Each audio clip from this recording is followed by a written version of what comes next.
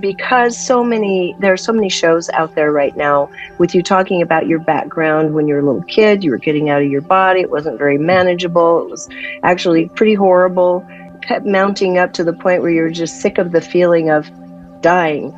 To be able to get out of this body and out of this construct. But once you were able to calm the fear, you were able to go out and really start kind of tripping through reality and the constructs of the universe in a way that I really haven't heard of before. Let's go ahead and start, first of all, with some basic structure, which is why an out-of-body is different from astral traveling and how it is similar to near-death, just to set the template of what you do up for everybody. First and foremost, the out-of-body state is no different from a near-death. So when the soul leaves the body, the soul is leaving the body. The body's dipping down to a certain state where it's a shutdown process. Now, when somebody has a near-death experience, just so people that are listening could see the comical wording that's being used. If someone has a near-death experience and they cross over to the other side, you don't say that they've astral projected to the other side. Same thing applies with the out-of-body state. When you fully leave and exit the body, you are doing just that. There's David testimonial of doing the out-of-body state. And he has had a near-death experience because he has a heart issue. And he has done the out-of-body state, and it's the same thing. So what astral projection is this is a made-up word for, basically made-up terminology for dimensional space access. And dimensional space access is literally just that. It's your thought forms create a dimensional space in your field. So when you come out, you will experience your thought forms, etc. That's what people are calling the astral, but it's not the out-of-body state. That's good. Thank you. So you got to a point where you conquered the fear. First, you would just look around the room. Then you were able to start stepping further and further. And with the assistance of a guide who's been very, very close to you, tell us a little bit about the guide out into beyond this construct so you could see what kind of the universe, the construct, the realms and dimensions are made of. What was that first experience like and how'd you get there? This was back at 16 when I was having these experiences. I was not totally aware of that which I was seeing, similar to or akin to someone that had one near-death experience, and they access a whole bunch of stuff and they try to come back, and I can only tell you the feeling. But way back then, there was a being, her name was Celeste, that was showing me things at 16 years old. She was showing me the creation of what you see there, the image, the construct. She was showing me how time works, dimensional spaces, basically everything from the start. Now, I didn't know how to articulate this at all. It was one experience, but it wasn't until I learned how to get absolute control over this state at will through practice, where I was revisiting these places over and over and over again, being shown the realms, the 12 realms within this construct, also being taken out of the construct as well. Once you come out, you are accessing here at first. You're seeing what's taking place here. You could see if someone is doing something here, you could see it taking place in real time. If someone writes something on the whiteboard, you could see that. But you could also access further out. And this is, you could say, accessing the true universe that has always been here. And one thing that I find fascinating is you're actually able to see the thought forms, both individually and collectively, that are forming. And this is through our own belief, imagination, desire, etc., whatever it is that propels us to have a clear thought, reinforce it over and over again, so it starts becoming something more solid or more concretized into a reality. You're able to actually see that. You've walked through people's thought forms. Once you're out, yes, you are tapping into, you could say, it is thought forms of yourself, other individuals as well. This is where you step into integrity, understand unconditional love, and potential time events as well. So what's the difference between a material object here and a thought form? Now, you would think they're different, but they're really not, because one is in a state that your physical body could touch because your physical body is at a certain frequency.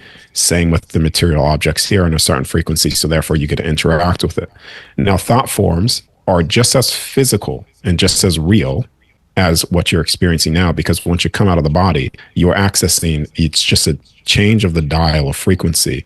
And those thoughts, those dimensional spaces are physical things. You could step into it, experience it, touch it, taste it, feel it. It's all there. And when you think of something, it's going out into what you would call is the ether, the field of things. And this is where it goes into the collective field of information that people could tap into. They get intuitive downloads because they're tapping into the source of all things that are out there. This is why everything in your life is recorded. Everything is known. Everybody is naked on the other side, not necessarily as a bad thing, but it's all there. These things don't just disappear. So we're all humans. We all have thoughts that are high, thoughts that are low, thoughts that are lustful and greedy and kind and benevolent. And I think first to just drop the judgment around all of that experience of being human. You've come back very heavily on the side of non-judgment. So maybe just flesh that out a bit for us. You could judge another soul on the other side, for instance. You can, because your consciousness dictates the universe. You have ultimate expression of freedom with no limitation once you're out of the body. But the core frequency, the base block that creates all things, is in a state of always unconditional love. This is the thing that has been perversed in the New Age movement, to think that unconditional love is a passive nature, but it's the very force that creates everything. When you are in that state in your soul, you are in the frequency of one creation. You are in the frequency that rebuilds everything. Even if you're in a state physically here, because your soul's still connected, your soul's in the body, that frequency of love, the true frequency, not distortion, will start to decode the body and the cells within the body, and you could say heal the body because it's in a certain state. It's just frequency stuff. This is as simple as experiments that I've done with rice. You stick rice in a jar, another rice in a jar. You say, I love you to the rice on the right-hand side with water in the jar. It doesn't decay, but you say, I hate you and stuff to the other side. It starts to decay and basically get mold. And this has been proven. So the frequency, once you're out, and I want to give a lot of context to this so it's understood. Once you step out of integrity and unconditional love, you step out of the core essence of who you are. This is what causes the rapid decline, the physical attributes of the body, the soul, what they call devolved, because you're falling out of love, which is then falling out of love into what people consider demons, are basically a soul that has fallen so far out of love. So right now, when people think of evil things, I mean, just because they fell out of love, not necessarily that they can't return back to it. So once you are in that state, there is no judgment, because in that state, everything's in a place of unconditional love, and you cannot have unconditional love with a judgment. And that is the core frequency of things, which manifests and creates all things. So once we start separating ourselves in judgment, most everybody is doing this in one way or another. When you step out of this realm, what does that look like with a collective of chaos and judgment going on for the earth? Well, everything is chaotic here because just what you just said, but also a lot of people think, and if you go back what I said about thoughts, a lot of people think that what they think of just vanish. It just disappears. It doesn't. It's still there. This is where you go into deep things that are hidden, are always presented to you in the foreground. Even with near-death experienced people, when they die, all of their back things that they put in the back of their head are all presented in the forefront, because it all has to be dealt with and seen. There's no walking away from yourself ever, even when you cross over.